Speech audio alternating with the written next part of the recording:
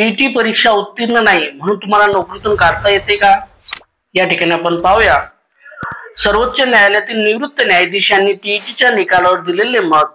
हा अतिशय महत्त्वाचा आणि वास्तव प्रश्न आहे. शासकीय नोकरीत नियुक्त झाल्यानंतर सरकार पुन्हा परीक्षा घेऊन किंवा तसे कारण देऊन कर्मचाऱ्याला सेवेतून काढू शकते का? याचे उत्तर थोडक्यात नाही. साधारणपणे सरकार नियुक्तीनंतर पुन्हा पात्रता परीक्षा घेऊन कर्मचाऱ्याला सेवेतून काढू शकत नाही जोपर्यंत काही विशेष परिस्थिती नसते. खाली सविस्तर कायदेशीर आधार आणि न्यायालयीन निर्णय दिले आहेत ते या ठिकाणी आपण पाहूया.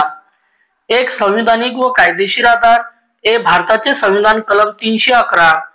केंद्र किंवा राज्य सरकारच्या स्थायी कर्मचाऱ्याला कोणतीही शिक्षा म्हणजे काढणे, पदोन्नती इत्यादी देताना न्याय कारण आणि शिस्तभंगाची चौकशी आवश्यक आहे.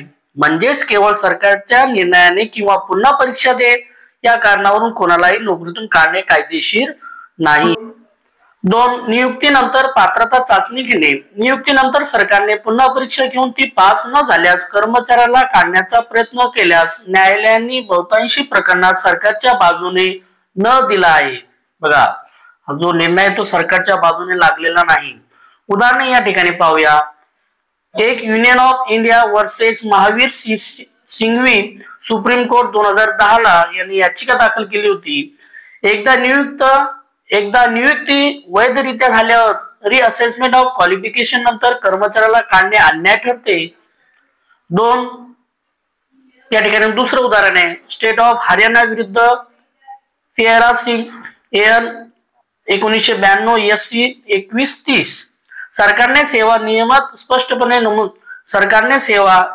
स्पष्टपणे नमूद केलेले नसल्यास नियुक्त कर्मचाऱ्याची पात्रता पुन्हा तपासणे व सेवेतून काढणे संविधानाच्या विरुद्ध आहे.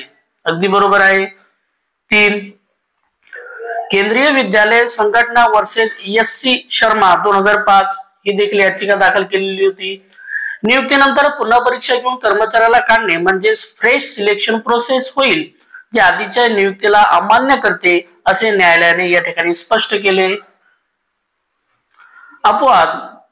फक्त खालील विशेष प्रकरणामध्ये सरकार कारवाई करू शकते. परिस्थिती काय करता येते तर बघा, नियुक्ती बनावट कागदपत्रावर झाली असेल तर चौकशी करून सेवा रद्द करता येते.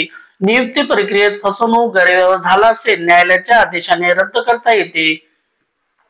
सेवा नियमानुसार प्रोबेशन पिरियड दरम्यान अयोग्य कामगिरी सिद्ध झाली असेल योग्य नोंदीसह सेवा संपवता येते. कायद्यानुसार पुढील प्रशिक्षण किंवा परीक्षा सेवा नियमामध्ये आवश्यक आहे. उदाहरणार्थ डिपार्टमेंटल एक्झाम, ती परीक्षा न दिल्यास बढती थांबू शकते पण सेवा मात्र संपवता येत नाही. सारांश. एकदा शासकीय कर्मचाऱ्याची नियुक्ती वैधरित्या झाली तर त्याला नंतर पात्रता पुन्हा सिद्ध करा या कारणावरून काढणे अनुचित व कायदेशीर दृष्ट्या अमान्य करते. कलम 311 तसे अनेक सुप्रीम कोर्ट व हायकोर्ट निर्णय या मताचे आहेत. बघा, निष्कर्ष काय लागतो तर सरकार नियुक्तीनंतर पुन्हा परीक्षा घेऊन किंवा पात्रता कारण देऊन नोकरीतून काढू शकत नाही जोपर्यंत तो कर्मचारी फसवणूक, खोटी कागदपत्रे किंवा सेवेत गंभीर दोषी ठरत नाही. एक, संविधानिक आधार कलम 311 बरोबर आहे. कलम 311 नुसार केंद्र किंवा राज्याच्या स्थायी कर्मचाऱ्याला सेवेतून काढण्यापूर्वी न्याय कारण म्हणजे रिस्पॉन्सिबल सिद्ध करावे लागते. पैशाची संधी म्हणजे ऑपॉर्च्युनिटी टू बी हर्ड द्यावी लागते. केवळ पुन्हा परीक्षा दिली नाही हे कारण पुरेसे नाही. 2, नियुक्तीनंतर पुन्हा पात्रता तपासणी न्यायालयीन निर्णय मुद्दा. बघा, या ठिकाणी बघा, नियुक्तीनंतर पुन्हा पात्रता तपासणी न्यायालयीन निर्णय या ठिकाणी निर्णय लागलेले आहेत. मुद्दा खरे की खोटे. Union of India versus Mahavir Singh यांनी 2010 ला एकदा वैध नियुक्ती झाली की नंतर रिअसेसमेंट करून काढता येत नाही हे खरे आहे. दुसरं, स्टेट ऑफ हरियाणा वर्सेस पेरा सिंग 1992 मध्ये नियमात स्पष्ट नसेल तर पात्रता पुन्हा तपासता येत नाही हे खरे आहे. केंद्र विद्यालय संघटना वर्सेस SC शर्मा 2005 पुन्हा परीक्षा, नवीन निवड प्रक्रिया, मूळ नियुक्ती अवैध ठरते हे खरे आहे. हे सर्व उदाहरणे अचूक आणि सुप्रीम कोर्टाच्या अधिकृत निर्णयावर आधारित आहेत. आता अपवाद. परिस्थिती काय करता येते, खरे की खोटे. बनावट कागदपत्रे, सेवा रद्द हे खरे आहे.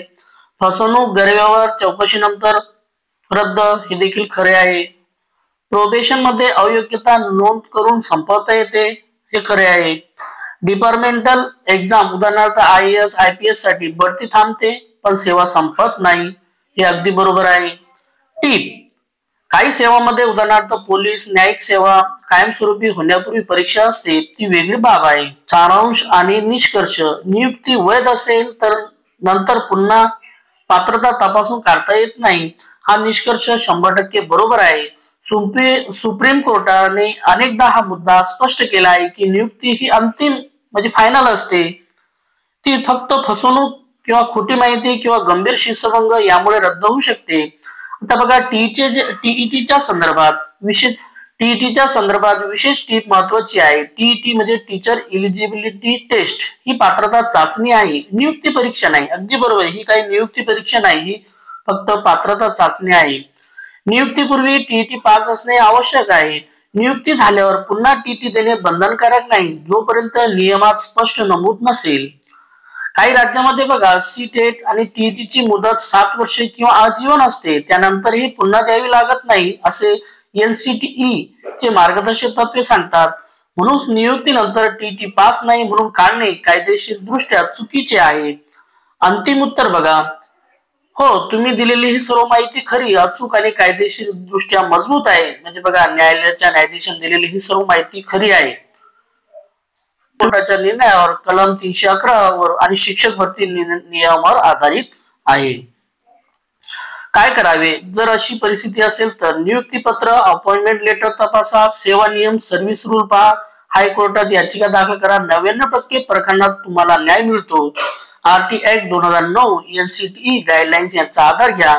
2009 NCTE गाईडलाईन याचा आधार घ्या. म्हणजेच बघा, याचा निष्कर्ष असा लागतो, म्हणजे तुम्ही आता टीईटी परीक्षा पास नाही म्हणून तुम्हाला सेवेतून काढता येत नाही.